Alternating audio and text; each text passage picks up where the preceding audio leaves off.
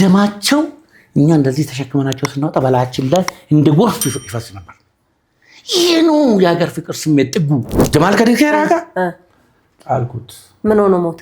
ታሞ ተቸግሮ ተርቦ ተጠምቶ።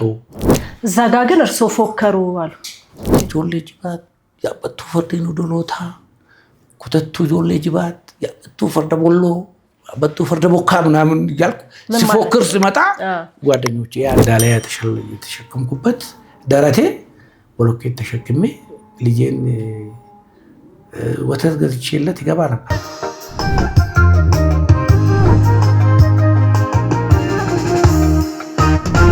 እንዴት ሰነበታችሁ ክቡራንና ክቡራት? ይህ እንደወይን ሚዲያ ነው። እኔ ደግሞ ጋዜጠኛ ወይናረግ በቀለ በጨዋ ወጋችን ስክን ያለና እንደወይን የጣፈጠ ወግ ልናወጋ ተዘጋጀን። በወጋችን ያልተገለጹና ያልተነበቡ ገጾችን እንገልጣለን። ዛሬ እነዚህን ገጾች ስንገልጽ ያገኘናቸው እንግዳ ደግሞ የሀገር ባለውለታ ናቸው። በባዕዳን ያልተነካች ክብርት ሀገር ትኖረን ዘንድ ዋጋ የከፈሉ እምቢኝ ብለው ጠላትን የጣሉ ስለ ጀግንነታቸው የጦር ሜዳ ጀግና ኒሻን ሁለተኛውን ደረጃ እየተቀበሉ ያለነው በካራማራ ድላችን 48ኛ ዓመት መታሰቢያ ላይ ነውና የታሪኩ አካል ደግሞ ባለ ታሪክ የሆኑ ጀግናን ነው ይዘንላቸው የቀረብ ነው። ወኔን የታጠቁ በማስታወስ ችሎታቸው እጅግ የመጠቁ ጨዋታና ወግ የሚያውቁ ታሪካቸው የሚያኮራ ያለፉበት መንገድ እጅግ ደስ የሚል ደግሞ ጥቂት የሚያስተክዝ ዛሬም ለሀገራቸው ያላቸው ፍቅር በእጅጉ የሚያስቀና ሰው ናቸው። መቶ አለቃ በቀለ በላይ። ቀስ እያለ የበሰለ የቆየ ወይን ይጣፍጣል። ከጨዋ ሰው ጋር ያወጉት ወግ መጽሐፍ ነው ይገለጣል። ውብ ቅኔ ነው ልብ ያቀልጣል።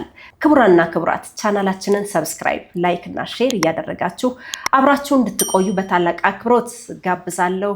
አሁን ወደ ጨዋ ወጋችን አለፍን። ወጋችን ተጀመረ። መቶ አለቃ እንኳን በደህና መጡ። እንኳን ደህና ቆየሽ። በእውነት እንግዲህ አሁን ቀደም ብዬ ለማለት እንደሞከርኩት ያለ ነው በ48ኛው ዓመት የካራማራ በዓል አካባቢ ነው።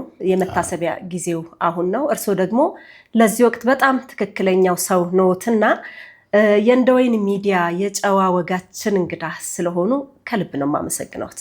እኔም በእውነቱ የመጀመሪያ ሰው በመሆኔ እጅግ በጣም ምስጋና የበዛ ነው። በነገሮት ላይ መቶ አለቃ እርሶ አጠገብ ሲሆን ለምን እንደሆነ እኔ እንጃ አጭር ይሆንኩ ይመስለኛል። ቁመቶ ምን ያክል ነው ግን? እኔ ሜትር ከ80 ምናምን ይሆናለሁ ብዬ አስባለሁ። ከ80 ነው ብቻ። ኪሎዬ 90 ይሞላል። አሁን ጨመር አድርገዋል። 90 ምናምን ነው ምናምንም አለው። 2 ሜትር ከዛ በላይ የሚሆኑ ነበረ ግን እኔ ደግሞ የሚመስል አይደለም።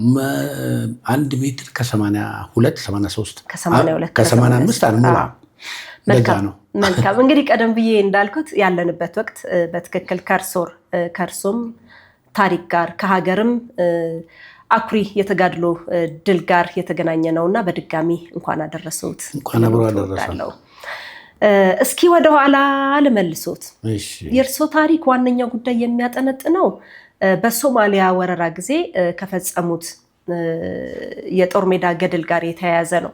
ነገር ግን እንደው እንደ መንደርደሪያ አንድ ጥያቄ ላንሳና መቶ አለቃ በቀለ በላይ የስለት ልጅ ናቸው የሚል ነገር ሰማሁ። እውነት ነው እንዴ? እውነት ነው። በእውነት እስኪ ንገሩኝ። እኔ አባቴ መሬት ያለ ቤት ይላሉ። መሬት ያለ ቤት፣ ቤት ያለ ሴት ይላሉ። ጎጆ ከተቀለሰ ያ ጎጆ ውስጥ ሰው መኖር አለበት። ከአራቱም ሴቶች የተወለዱት ሴቶች ናቸው። ስለዚህ ምንድነው ወንድ ለመቀየርን ያስባሉ። እሳቸው ጣጣ የለም። ሁሉ ነገር በነፃ ነው። መሬት ነው፣ ከብት ነው፣ ማር ነው፣ ወተት ነው። እና አይ የለም እስካሁን ድረስ ያገባቸው ሴቶች ወንድ አልወልዳሉ። እኔ ከዚህ በኋላ በቃ ይቅር ምናምን ስሉ የወር ተራ ይባላል።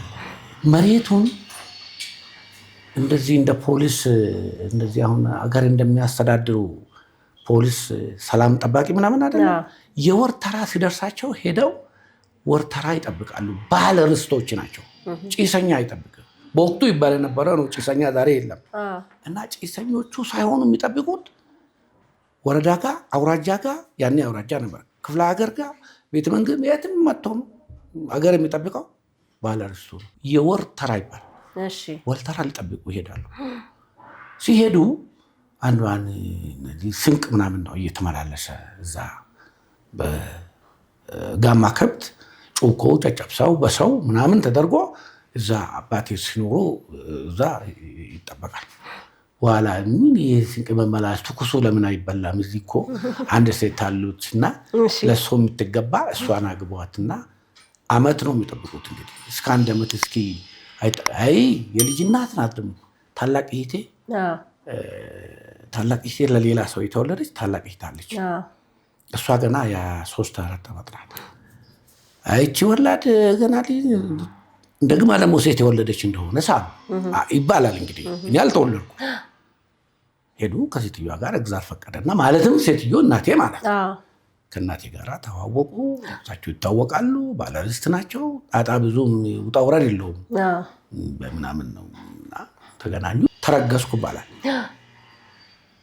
ገብርኤል አለ ጉደር፣ ወደ ላይ ደግሞ አርሳ ጊዮርጊስ የሚባላል ተመላልሰው ጸለዩ ይባላል። አባቴ ወንድ እንዲሁ ይሄ ተረገዘ፣ እባክህ አንተ ብዙ ነገር ማድረግ ትችላለህ እና ይህንን የተረገዘውን ጽንስ ወንድ አድርግልኝ ብለው ለመኑ ይባላል። እሱ ራሱ ስለት ነው። ስለት ነው። አባቴ በአንደበታቸው ነግረውኝ ለምኜ ነው ተንበርክኬ ነው ያገኘው ላይ። ስለዚህ የስለት ልጅ ነው። ታዲያ የገረመኝ ነገር ምን መሰሎት? የስለት ልጅ ማለት ያው የስስት ልጅ ማለት ነው በሌላ መልኩና ብዙውን ጊዜ የስለት ልጆች በልዩ ሁኔታ ተይዘው በቃ በስስት ተይዘው የሚያድጉ ናቸው። እርስዎ ደግሞ ተነሱና ወታደሩን እንዴት የውትድርናውን ዓለም ሊቀላቀሉ ቻሉ? እንግዲህ የውትድርናው ዓለም እኔ ሳዲግ እውነቱን ለመናገር ከሆነ የሚጋባብሽ ነገር አለ። በአካባቢ ላይ የሚጋባብሽ በውስጥሽ የምትቀበዩ ነገር ይኖራል። እኔ የተወለድኩበት የአባቴ ጎሳ የአርበኛ ጎሳ ነው። ይሄ ወንጪ ወረዳ፣ ይሄኛው ጅባትና ሜጫ አውራጃ ይባላል፣ አምቦ ማለት ነው። ወዳኛው ደግሞ ጨውና ጉራጌ አውራጃ ይባላል፣ ያኔ በድሮ አጠራር ማለት ነው። አሁን ምዕራብ ሸዋ፣ ደቡብ ምዕራብ ሸዋ፣ በዚህ መካከል ነች ወንጪ ወረዳ ያለችው እኔ ያደግኩበት እና ያ ታሪካዊ ቦታ ብዙ እንትን አርበኛ የሚፈልቅበት ነው። ይሄ ደቡብ ምዕራብ ሸዋ ስፔሻሊ እነ ደጃዝማች ገረሱ ዱኪ፣ እነ ደጃዝማች ባልቻ ሳፎሮ በሌ፣ እነ ፊታውራሪ ሀብተ ጊዮርጊስ ድነግዴ፣ እነ ያመያው ፊታውራሪ ማኔ ቡሊ፣ ወንጪው ፊታውራሪ እርጌ ጎሮ፣ እነዚህ ሰዎች ስማቸው ሲጠራ እነዚህ አገር አቆሙ ናቸው። አድዋ ላይ ሄደው በማጮው የ5 ዓመት የአርበኝነት ተጋድሎ ትግል የአርበኝነት ትግል ጀነራል ጃገማ ኬሎ ገሮ በ5 ዓመታቸው ከደጃዝማች ገረሱ ዱኪ ጋር እየተቀባበሉ ከአምቦ ወሊሶ ጃገማ ኬሎ ገሮ የሚወለዱት ጅባትና ሜጫ ጭልሞ ደንዲ አካባቢ ነው የሚወለዱት። ደጃዝማች ገረሱ ዱኪ ደግሞ የሚወለዱት በወሊሶ ወረዳ ማሩ ከሚባል ጨፎ ገብርኤል አካባቢ ነው የሚወለዱት። በእናታቸው ቶሌ ናቸው፣ በአባታቸው ወሊሶ ናቸው። እነሱን እያዩ ነው ያደጉት። እነሱን እየሰማች ስታድጊ አባቴ አይፈልጉም ነበር አርበኛም ቢሆኑ። እኔ አባቴ ባለርስት ነው ብዬሻለሁ። ለውጡ እንደመጣ 66 አካባቢ ነው። በ16 ዓመቴ ልጃገረድ ለምንልኝ ሞከሩ አባቴ። እሱን ልል እኮ ፈልጌ ነው። ብዙ ጊዜ የስለት ልጅ ሲኮን ልነገርሽ ነው። ትንሽም ቢሆን እኮ እውቀት ደግሞ ከባድ ነች። እኔ እስከ 10ኛ ክፍል ተምሬ ነው ወታደር የገባሁት። ያኔ ደግሞ ከጓደኞቼ ጋራ ከታላላቆቼ ጋራ ድንጋይ ከወረወሩት አንዱ ነው አባቴ። እንደውም ቤቴ ላይ እሳት የሚወረውር ሳር ቤቴን የሚያቃጥል ልጅ ወልጄ እያሉ አደባባይ ይናገሩ ነበር። እንትኑ የተማሪዎች ንቅናቄ ማለት ነው። ወልሶ ከተማ ስንማር የዘውዳዊ ስርዓትን ለመጣል በተደረገ ስርዓት ለመጣል ድንጋይ ከወረወሩት አንዱ ነኝ። ደግሞ ያልተሳተፉበት ነገር የለም። ይሄ ሕፃን ልጅ በስለት ወልጄው የገዛ ቤቴን የሚያቃጥል ልጅ ወለድኩ እያሉ አደባባይ ይናገሩ ነበር። ለውጥ ፈላጊ ዝም ብሎ ገብቶኝ ሳይሆን በገባኝ ፖለቲካው በስዬ ሳይሆን በዛ ሰዓት እንዲሁ ጓደኞች ታላላቆቼ ትልቆቹ አሉ ዶክተሮች ዛሬ አብሮ ድንጋይ ሲያስወረውሩኝ የነበሩት ሚኒስትሮች፣ ዶክተሮች፣ ኢንጂነሮች ናቸው። እኔ ዛሬ ግን እዚሁ ጠመንጃ ጎታቸው ከውትድርናው በፊት ድንጋይ ውርወራ ከውትድርና በፊት ተቃውሞ። ስለዚህ አባቴ መልሶ እኔን ይቃወሙ ነበር እና አላገባም አልኳቸው። አላገባም ስል ልክ አድዋ ጣሊያን አፄ ምኒልክ ጥሪ ሲያደርጉ ይገርምሻል፣ በሁለት መስመር እኮ ነው አፄ ምኒልክ የአድዋን ጦርነት የኢትዮጵያ ሕዝብ ወይ የበደልኩ አይመስለኝም። በድዬም ቢሆን ይቅርታ እየጠየቅኩ አመሊም በጉያ ስንቅህን ባህያ ይዘህ በዚህ ቀን በጥቅምት ምናምን ቀን አንቺም ወይ እሱን ተከተለኝ ብለው ጥቅምት እኩሌታ ላይ እንጂ ወረኢሉ ከተመ እንድትገኝ ነው። እኮ ወርቃማ ጄኒውን ወርቃማ እኮ የሀገር ፍቅር ስሜት ጥሪ እኮ ነው። ልክ እንደዛው በተመሳሳይ ምንም ልዩነት የለም። የዛ ዘመን መሪ ክቡር ፕሬዚደንት መንግስቱ ኃይለማርያም ደግሞ ምን አሉ መሰለህ? የሀገር ህዝብ ወይ በ1969 ሚያዝያ 4 ሀገሪ በውጭ ወራሪ ጠላት ተወራለች። ተነስ፣ ታጠቅ፣ ዝመት፣ ተዋጋ ብለው ጥሪ ያቀረቡ። አስቢ እንግዲህ ይሄ ጥሪ አይመሳሰልም ከአፄ ምኒልክ ጋር? ሁለቱም ሀገርን ነው። ሀገሬ በጠላት ተወራለች፣ ሀገሬ በውጭ ጠላት ተወራለች። ተነስ፣ ታጠቅ፣ ዝመት፣ አገሬን ከወራሪ ተከላከል። በቃ እኮ መንገር እኮ ነው። ትንሽ ፍንጭ መስጠት ነው እኮ ለኢትዮጵያ ልጅ። ሆ ብሎ እኔ አየር ወለድ ገባሁ። 3ኛ ፓራ ኮማንዶ ብርጌድ ኮማንዶ ነው እኔ ክፍል 69 ዓመተ ምህረት ሰራዊቱ 69 ከተተ። 3 ወር ሰለጠነ። 350 ሺህ የገበሬ ሚሊሻ ሞፈሩን ሰቅሎ ታጠቅ ጦር ሰፈር ከተተበት ወራሪ ሊከላከል የወራሪውን ጠላት ሊከላከል። እርስዎ ደግሞ የ3ኛ ፓራ ኮማንዶ እነሱን ለመርዳት በመደበኛ ከትምህርት ቤት ተመልምለን ለገዳዲ ከትመን 1ኛ ፓራ ኮማንዶ፣ 2ኛ ፓራ ኮማንዶ፣ 3ኛ ፓራ ኮማንዶ፣ 4ኛ ፓራ ኮማንዶ አስቸኳይ ስልጠና ያስፈልገዋል ተብሎ በእስራኤል ሀገር የሰለጠኑ አማካሪዎቹም እስራኤላውያን በምስር ገብተው ሲያሰለጥኑን ሰልጥነን ከዛ ከገበሬው ሚሊሻ ጀርባ ወርደን በፓራሹት ወርደን የጠላትን አከርካሪ እንድንመታ ነው ስልጠናችን። ይሄ ነው ተልኳችን፣ ይሄ ነው። ከጠላት በስተጀርባ መውረድ ወይም የጠላት ወረድ። ስልጠናው ግን በአስቸኳይ እንዲቋረጥ ተቋረጠ። እሱን ልመጣል። ያ ነበር ተልኮ። ስልጠናውን እያካሄድን ለየት ተቀን ነው ስልጠናው። ትንፋሻችንን መሰብሰብ በማንችልበት ደረጃ ነው ሲቀጠቅጡ ነው የነበሩት። ቀጥቅጠው ነው ያስተማሩት። የአየር ወለድ አባላት ስፔሻል ፎርሶች ናቸው፣ ኤርቦርኖች ናቸው።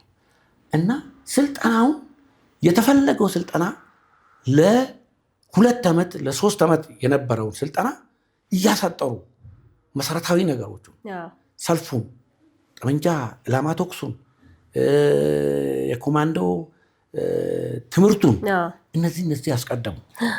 ኮማንዶ የመጀመሪያ ትምህርታችን ሆነ። ቀጥሎ ሰልፉ አብሮ ይካሄዳል። ቀጥሎ ደግሞ የጠመንጃ ተኩስ ልምምድ። ስንት ጊዜ ሰለጠናችሁ? 4 ወር አልሞላው። 4 ወር አልሞላው። በመሀል ተቋረጠ። የተደረገው ለምን ነበር? እንዲቋረጥ የተደረገው ድሬዳዋና ሐረር ልያዘው ነው። በሶማሊያ እየገሰገሰች መጣች። ምክንያቱም ስንቅና ትጥቁም ባላንስ አልነበረም። የኢትዮጵያ ትጥቅና ስንቅ እዚህ ግባ የማይባል ትልቁ ጠመንጃ አነጣጥሮ ልትኩሽበት M14 እና M16 ነበር። ያው የጦርነት ዝግጅቱ አልነበረም። ንቀትም ነበር። ጠላት አይናቀም፣ ያው እንወረራለን ተባለ አይደነቅም። ግን ተነግሯቸዋል ለንጉሱ ያኔ 69 ዓመተ ምህረት 66 ዓመተ ምህረት ከስልጣን ከመውረዳቸው በፊት ተነግሯቸው ይሄን አክል አሉ ይባላል። ንቀት ሶማሌ ይሄን አክል በነጀራል አማናምነው እየተገረፈች የምትመለስበት 53 56 55 ዛሬ ቢኖሩ እንኳን ቀደም ያለ የወረራ ታሪክ because of ይሄ ደግሞ የሚመጣው ለምን መሰለሽ ብሪቴኖች ወይም ደግሞ የእንግሊዝ ቅኝ ግዛት ኢትዮጵያ በታሪኳ በቅኝ ግዛት አልተያዘችም ይይሻለሁ። አፍሪካን በቅኝ ግዛት ሲይዙ ሶማሊያን የመጨረሻ ያዙት እንግሊዞች ናቸው። በባንዲራቸው 5 ኮከቦች ያስቀምጠው ነው አገር አስረክበው የወጡት። መጨረሻ ዚያድ ባሬ ሸርማርኬ ነው መጀመሪያ ሲወጣ፣ ቀጥሎ ያለው ዚያድ ባሬ ነው። ለዚያድ ባሬ ሲያስረክቡት 5 ኮከብ ነው። ምን ማለት ነው? 5 ኮከብ ማለት አገራቸው ሙሉውን አሁን ሶማሊያን ክልልን የሚያካልል የኢትዮጵያ ሶማሊያ ክልል ይባላል። አሁን መዳበራ በዩ ነዳጅ ቁፋሮ በዩ ሁሉ የኛ ደም የፈሰሰበት ይሄ ሁሉ የኛ ላብ የፈሰሰበት መሬት የኢትዮጵያ መሬት ሳይሆን የሶማሊያ መሬት ነው ብሎ አንድ ኮከብ እሱ ነው። ሁለተኛ ኮከብ እስከ ዶሎ እስከ ባሌ እንትን ነው ባሌ ጎባ ሁለታቲ። ሶስተኛው የኬንያ በከፍል ነው። አራተኛው ጅቡቲን በሙሉ ነው። ቢኮዝ ጅቡቲ የኢትዮጵያ አካል ነበረች እንደዚህ እንደ ኤርትራ አካል። ስለዚህ እነዚህ በሙሉ የሚናገሩት እንትን ስለሆነ ሶማሊኛ ስለሆነ ሶማሊኛ ቋንቋ የሚናገር በሙሉ የሶማሌ የሞቃዲሾ አገር እንጂ የኢትዮጵያ አይደለም ብለው እነዚህን 4 አገሮች ደቡቡን በከፍል ኬንያን በከፍል ጅቡቲን በሙሉ የራሷ ስደመር ስንት ሆነ? 5 እንጂ 5። ምስራቁን ደቡቡን በከፍል እስከ ዶሎማን ኬንያን በከፍል ጅቡቲን በሙሉ 4 የራሷ ስደመር ስንት ሆነ? 5። ሲምፕል ማቴማቲክስ ይሄ ማስታወስ። ይሄንን በሰንደቅ ዓላማቸው ላይ ያስቀምጦላቸው እስቲል ናው አለ። ያ ኮከብ ባለ 5 ኮከብ ነው የሷ ባንዲራ። ስለዚህ ይሄንን መነሻ አድርጋ ያደረገችው ወረራ ድሬዳዋ ተደረሰ። አዎ የተቋረጠበት እስከ አዳማ ነው እኮ ተብሎ እኮ ነው። እልህ ውስጥ የሚከትሽ እኮ ነው። እንዴት እንደምን እንዳበጠ። እስቲ እዚህ ጋር አንድ ጥያቄ ላንሳለትና መቶ አለቃ የዛን ጊዜ ወጣትነቱ አለ፣ እሳትነቱ አለ፣ ሁሉንም ነገር አደርጋለሁ እችላለሁ የሚለው አለ። ትልቁ ጉዳይ ደግሞ የሀገር ፍቅር ስሜቱ ነውና ሶማሊያ ጦሯ ድሬዳዋ ደርሷል ነው የተባላችሁ? አዎ ድሬዳዋ ዙሪያ። ምን ተሰማችሁ? እንዴት አድርጌ እንደምገልጽልሽ አላውቅም። የምንተከተክ ደም ከውስጥሽ የምንተከተክ ድፍረት የነ ምኒልክ የነ ዮሐንስ የነ ባልቻ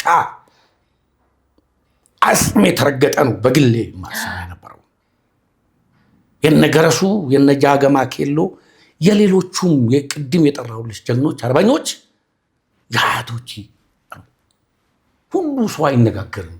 ይገርምሻል። መተቋቋም እንጂ አይነጋገርም። ስንዋጋ ስሜት ውስጥ ገብታ ስሜታችን ያናክል ነው። እንዴት ነው የሆነ ነገር ውስጥ ስትገቢ እንዴት ነው ባልና ሚስቱ እንኳን ይኮራረፋል። ልንገርሽ የሀገሬ ጉዳይ የሀገራችን ጉዳይ እኔ አውሮፕላኑ 7 ምናምን የሚባል 500 ምናምን ሰው አንድ ሻለቃ ጦር ማለት ነው እኔን አውርዶኝ ድሬዳዋ ሲያወርድ እዚህ ጋር እዛ ጋር መድፍ ይወድቃል። ድሬዳዋ ስትደርሱ? አዎ። እሺ የኢትዮጵያ አየር መንገድ ክፉና አሰማኝ። ዛሬም እሱ በኢትዮጵያ ሰማይ ላይ ሲሆን እኮ እኔ አንዴ ዝም ብዬ ብዙም ጊዜ ሄጄበታለሁ። የኢትዮጵያ አየር መንገድ ሰማይ ላይ ሲሄድ እኮ እንባ ይወርዳል ከመሬት ተነስቶ። ኢትዮጵያ አየር መንገድ በጣም ነው የሚወደው። በምንድን ነው የሄዳችሁት? ወስዶ ወደ ጦር ስለቀላቀለኝ ነው የሚወደው አይደለም። ጠላቴ ጋር ቶሎ አደረሰኝ። ከስልጣን ገብቶኛል።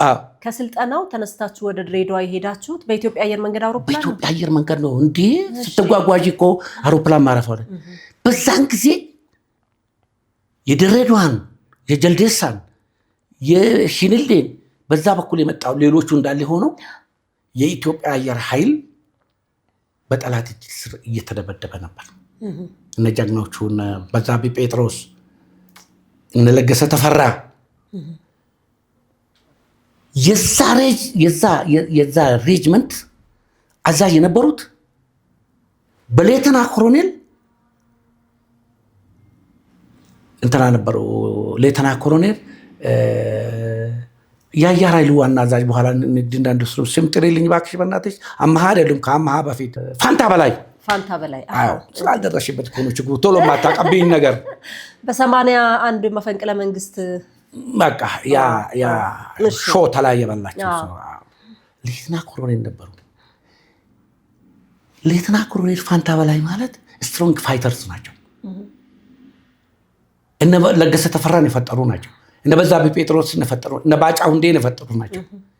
በእግራቸው እየሄዱ እግረኛ ሆኖ ያዋጉ ነበር። እግረኛ ስትደርሱ እናንተ የኢትዮጵያ ታሪክ ግልጽ አድርጎ ተገላልጦ መውጣት ያለበት እና እዛ ስንወርድ በዚህ ግቡ የኛ አለቆች ደግሞ ሻለቆች ምናምን ናቸው፣ ይተዋወቃሉ። ፋንታ ተባባሉና ትንሽ ነገር ይሄ ዋላ አይደለም በዚህ በእጃቸው ተባሉ። ስማ ፍቃዱ በዚህ ግቡ አሉ። ሀረር ዙሪያ ላይ በ7 ጥይት ተደብድበው የሞቱ ናቸው። ፍቃዱ ተስፋዬ ማለት የኛ አለቃ ናቸው። የኛ አለቃ ይዞን 500 ሆኑ አንድ ሻለቃ ጦር ይዞ የወረዱት ማለት ነው። ፋንታ በላይ ግን በዚህ ሲያው እነሱ እኮ ናቸው እኮ ይተኩሳሉ እኮ አንቺ እኛ እኮ ጥይት ተኩሰን አዳቀ። ጦርነቱ በምን ሆነ? ሳንጃ በሳንጃ ሳንጃ ለሳንጃ እንግዲህ ስትገነጥዩ አንድ ሁለቱን ካየ ደግሞ ሱማሌ የህዝቡ ታሪክ ደግሞ የተለየ ነው። ቁስለኛ ያነሳል። የድሬዳዋ ኮቶኒ ይባል ነበረ። ወዛደር ኮቶኒ ሚንስ ጨርቃጨርቅ ፋብሪካ ማለት ነው። በስማቸው ቡድንም ነበረ፣ ኳስ ቡድን ነበረ። ኮቶኒ ይባላል። ሴቱ እንትኑን ጠቅልሎ፣ ወንዱ እንትኑን ጠቅልሎ እንትኑን ይዛሉ፣ ቁስለኛ ያጓጉዛሉ። ጋሪ ነጂዎችም በዋሉ ደግሞ ባለጋሪውና አንዳንድ ጊዜ ዘፈኑ እኮ ታሪካዊ ዘፈን እኮ ባለጋሪው ቶሎ ኔዳው። ይሄ ለፍቅር የተፈጸፈ ነው። ፍቅረኛሞች ታይዘው ድሬዳዋ ቲሸርት ለብሰው ወይም ደግሞ ቢጃማ ለብሰው ሽርጥ ለብሰው ነው፣ ነጠላ ጫማ ነው። የድሬዳዋ ሀብታምና ደሃ እኮ አይታወቅም፣ የፍቅር ሀገር ነው። እና እዛ ላይ ፍቅረኛሞቹ ባለጋሪ ቶሎ ኔዳው ወደ ጉዳያቸው ሊያደርሳቸው ማለት ነው። እና ዘፈኑ በዚህ ነው የወጣው። ያ የፍቅር ዘፈን የወጣለት ጋሪ ቁስለኞችን ሲያመላልስ ያየሽ እንደሆነ እንባሽን ነው የሚያስለቅስ ጋሪ። ባለጋሪው ድል ጮራ የሚባል ሆስፒታል ወደዛ። የሰው ልጅ እኮ እንደማገዶ የተማገደበት ጦርነት እኮ ዝም ብሎ እኮ ኢትዮጵያ እኮ እንደው አልጋ ሆና እኮ ዛሬ የተገኘች ይመስለዋል አንዳንዱ ሲያወራ። ቁጭ ብሎ ሻምዙን አጥቦ ከረባቱን አድርጎ ተረት ስተነትን ታሪክ አልለውም። ታዲያ ኢትዮጵያ እኮ የተሰራችው በደም እኮ መቁረሻ እጃቸውን እኮ ተጎማምደው እግራቸው መራመጃቸውን ተጎማምደው ዋይ ስሉ እነዛ ከነደማቸው ያነሱና እንትን ላይ ጋሪ ላይ ጭነው። ህዝቡ ራሱ ወታደር ነበረ በቃ ማለትሽ ነው። ሐረርጌ የሐረር ህዝብ የድሬዳዋ ህዝብ ራሱ ወታደር ነው። አሁን ለምሳሌ ወታደር ውስጥ ዲፓርትመንት አለ፣ የሐኪም መሐንዲስ የምናምን እንላለን አይደል እንዴ? ያኔ እኮ እንደዚህ ወግ ማድረግ ይታለ መሐንዲስ ቁስለኛ እሺ የነበሩ ነርሶቹ የሐረሩ ወጣቶች ናቸው፣ በፍቅር የተሞሉ እነዛ ኢትዮጵያን የሚወዱ።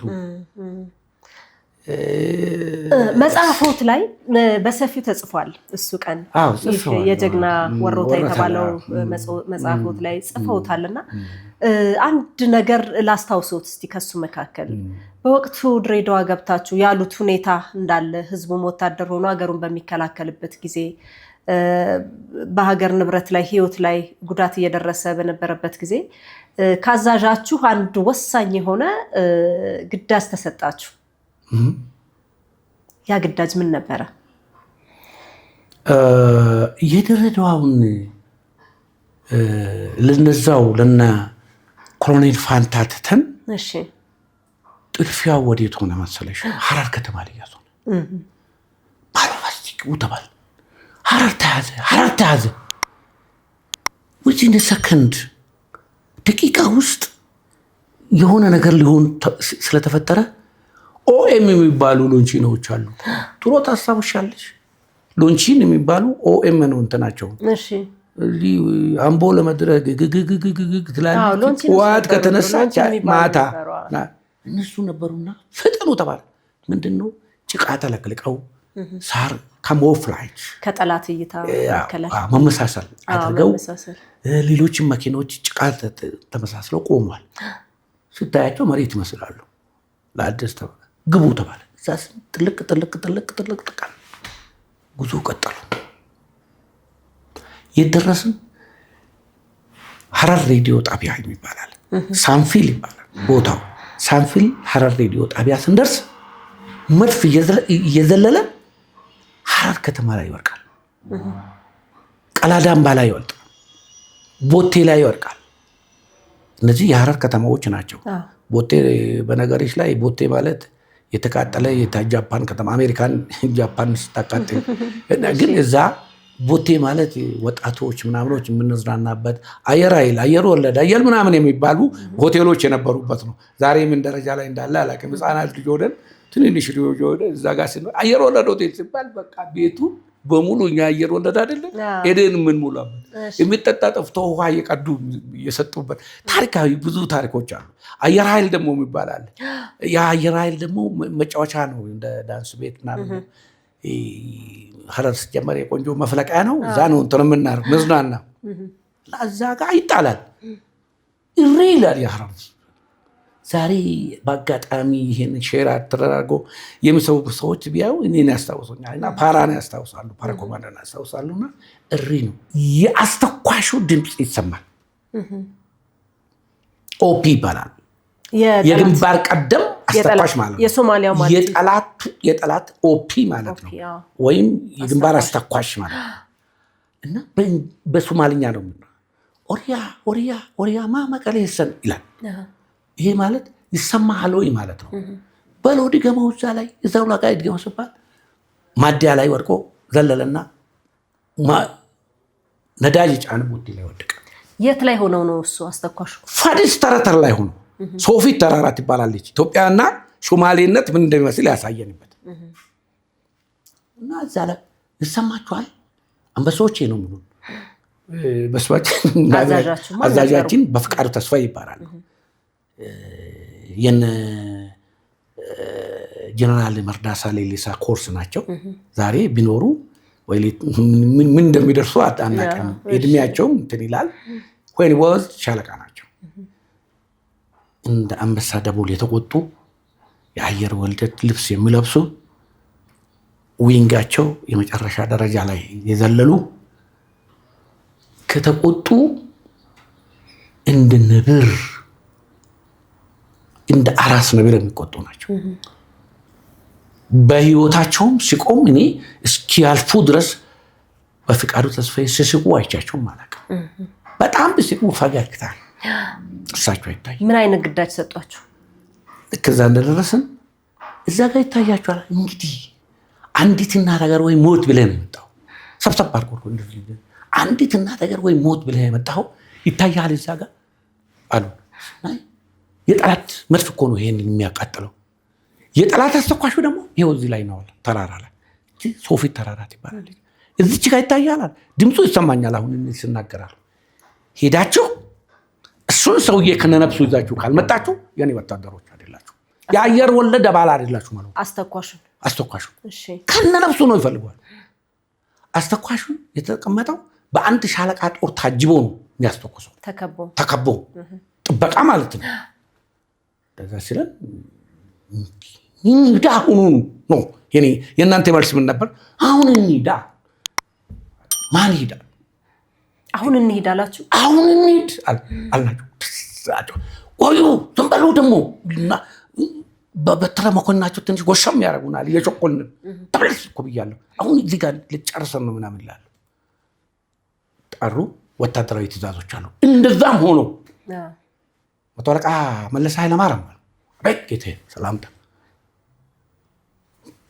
ጦርን ይዘህ ይህንን ሰው እዚህ ካላመጣህ አንተ እኔ ምንም አይደለሁም። እኔ ያለሁበት 32ኛ ሻለቃ 2ኛ ሻምበል ይጣው ደረሰ። ስሜ ስንሮጥ ስንሄድ አቅጣጫውን በመቶ አድርገን ተራራውን ለመያዝ ቀጠል። የተራራውን ወገብ ስንደርስ የገባ ነው የጠላት የአንድ ሻለቃ ጦር መሃል ነው የገባ። በቃ እንዴት ብዬ ልንገርሻ? ከዛ በኋላ እንዴት ብዬ ነው ማስረዳሽ? እንደዚህ ጠመንጃ ተተኩሶ ምናምን መጣል መውደቅ ምናምን አይደለም። ሳንጃ በሳንጃ በገመድ ማነቅ እጅ በእጅ ውጊያ ሆነ። ምክንያቱም ተቀላቅሎ እንደዚህና እንደዚህ ሆኖ መተኳኮሱ አይቻልምና እጅ በእጅ ሆነ። የቀረው እንትን ሆነ። ሰውየዋ ያለችው ዛፍ ላይ ሆና ነው የሚተኮሰው። መስተኳሽ ኦፒው አልወረደም። ሳባላ ናውረድ አለ አንድ አዛዣችን። የኛ ሻምበል አዛዡ አለ፣ ምክትል አዛዡና ሻምበል ባሻው አዱኛ ለሜቻ ይባላል።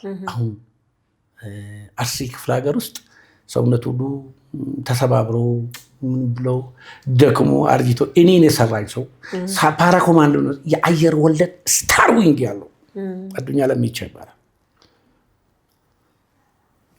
እንዳይሆን ሆኖ የተባልነው ሰውየውን እዛችሁን ነው። እሳቸው እኮ ከዛ በኋላ ሲነግሩን ካቃታችሁ እኮ ገላችሁ መረጃ ይዛችሁ መምጣት ትችሉ ነበር። እኛ 140 ልጆች ነን። ይሄ ነው ሰውየውን ከነነፍሱ ከነሬዲዮ ከነመገናኛው አንድ የጦር ክፍል የጠላትን መገናኛ ራዲዮ ማረከ ማለት ምን ያክል መረጃ እንዳገኘ እንግዲህ አንቺ መረዳት ትችያለሽ፣ ወታደርም ስለሆንሽ። እና ዋና ሙሉ መረጃውን አገኘንና ይዘን መጣ። 140 ምናምን ነው። ይሄን ነው ወደ 40 ልጅ ምናምን ሞቱ ነው የኛ ከኢትዮጵያ ወገን። ወደ 20 ምናምን ልጅ ቁስለኛ ነው። ቁስለኛችን ሳንጥ ሬሳዎቻችንን ሳንጥ ሁሉ ትጥቆ የተማል እንትናችንን ይዘን ነው ሄድ ነው። ይሄ ቃሬዛ እሱም ይዘን ጦርነቱን ደምድመን ሰውየውን ከማድረግ በኋላ ያ አንድ ሻለቃ ጦር የት እንደደረሰ አይታወቅም። መረጃው በሙሉ እዙ ጋር ደርሷል፣ ምስራቅ እዝ ጋር ደርሷል። ይመለሱ ልጆቹ እንዳልቁ። ከፈዲስ በስተጀርባ ደግሞ ብዙ የጠላት ጦር አለ። መድፉ ከዛ ነው የሚተኮስ። እኛ ጭራሽ ወደ መድፉ ሄደን መድፉን ማርከን እንምጣ ነበር ያልነው። ያ ስሜት ነው የሀገር ፍቅር ስሜት ጥጉ። አላ ተመለሱ ተባለ። 3ኛ ሻምበል ተላከልን። ሰውየውን ይዛችሁ መጣችሁ? ሰውየውን ከነነፍሱ ከነሬዲዮ ይዘን አምጥተን ስንሰጥ አዱኛ ለሜቻ አሉት። የደስታቸው ብዛት እንትን ያጨሳሉ። ወይንስተን ያጨሱ ቦቅ ሲያጨሱ ሪያ አለው እንትኑ ጠላት ይማረክ ነው ኦፒ። በኋላ ልጆች እናንተ ውሃም ስጡት አሉና ለማረካችሁት ለማረክ ነው ውሃም ስጡት አሉና ከፊልድ ጃኬታቸው አውጥተው ያንን ዊንስተን ሲጋራ ሰጡት። ሳብ ስንቀጠቅጠው እኛ የሺ ብዙ እንዳይረዝም ብዬ ነው ስንደበድበው ብዙ እቃዎቹን አስጥለነዋል። እየቀጠቀጥን ነው ያመጣ ነው። እሳቸው ግን ምን አልመሰለ ምርኮኛ ከተማረከ በኋላ ጫፉ አይነካም አሉ። የማረከውን ምርኮኛ ደብድብሽ አስተምርሃለሁ አሉኝና አንድ ሰጡኝ። ኩና እሺ ትጠነቀቃለሽ፣ ዱላው እኮ ለአንቺ ሰላምታ። ጨረሻ ላይ አመጣናቸው። 3ኛ ሻምበል ይዟቸው መጡ። ሬሳ ደረደር ስሊፒንግ ባግ የሚባል የጓደኞቻችን ስሊፒንግ ባግ አደረግን። በሱ የመኝታ ከረጢት ማለት ነው። ስሊፒንግ ባግ ይባላል። በሱ ጠቀለን አሰርናቸው። አንድ 20-30 ይሆናሉ። እንዲህ ወደ አሰለፍናቸው። በኋላ አንዳንዶቹ ሲተከኝ ምንም ባይመጣል እንዳ የመንታቀስ ነገር እነዚህ እኮ ሙሽሮች ናቸው። እነዚህ ሙሽሮች ናቸው። አሁን በክብር እንቀብራቸዋለን። ደይ ተሰለፍና ሄዳል። ጦርነቱ እኮ አሁን በረደ። ሐራሬም ሰላም አገኘ። ያ ቆስለኛ የሚያነሳው ህዝብ ወደኛ መጣና ግማሹ ድንች መጣጥሽ የሚባላል ድንች ይሄ ሱካር በእጁ የተገኘውን በቃ እናቶች ያመጣሉ። ትኩስ ነገር ቅጣ ጋግረው ምናምን አድርገው ሙቀስ። ጓዶቻችሁን ተሰናበታችሁ? ጓዶቻችሁን ተሰናበታችሁ? ሰላምታ ስጡና ተሰናበቱ። ዛሬ ስትደርሺ ቆመን እንደዚህ እንደ ባቄላ ንፍሮ ተርፌ ሳወራ አሁን ላፌ ሰላምታ እየሰጠ ነው ወደኋላ ሰላምታ እየሰጠ ወደኋላ። ከዛ በኋላ ቀብራቸው አሁን ጉድጓዱ ያልተሟላ ጉድጓድ ተሟልቶ ቀላዳ አምባ ጊዮርጊስ ይቀበራሉ። እነዚህ የኢትዮጵያ የቁርጥ ቀን ልጆች ናቸው። ለቅሶ ሐረር ከተማ እንዳለ ቀላዳ አምባው ታች ያለው ምናምን ያለው ጦርነቱ መብረዱን ሲያይ ህዝቡ ግልብጥ ብሎ ሊቀብር ቀላዳ አምባ ጊዮርጊስ መጣ። የምራቸው እናቶች እነዛ ጀግኖች ተርድረናቸው የምራቸው መቋቋም አቃታቸውና አፈር ይበሉ ነበር። ወላጅ እናት አፈር እየዘገኑ አፈር ይበሉ ነበር። መጨረሻ ላይ ድምፅ መጓይቷል። አንድን ደም አመጣል። አንድም ለቅሶ ከዚህ ደቂቃ በኋላ እንዲሰማ አልፈልግም። የኢትዮጵያ የቁርጥ ቀን ልጆች እረፍት አድርገዋል። ሞቶ እነሱ አርፈዋል። ኢትዮጵያ የምታለቅሰው ይበቃናል። ለቅሶ ላይ ናት ኢትዮጵያ። ምን ታለቅሽልናለሽ? አታልቅሱልኛ፣ ለራሳችሁ አልቅሱ። አንዳንድ ጊዜ የጌታ ቋንቋ ይመስለኛል፣ የክርስቶስ አባባል ይመስለኛል። ሰውየው እንትና ያሉት አንድ ለቅሶ አንዲት እናት እዚህ ጋር ድምፅ እንዳታሰማ። እዛ በኋላ ስንቀብር በምንድን ነው ያው እንሞትላታለን። ቀልደለም በሀገር ቀብሩ ላይ ቀብሩ ላይ ስንቀብራቸው ያው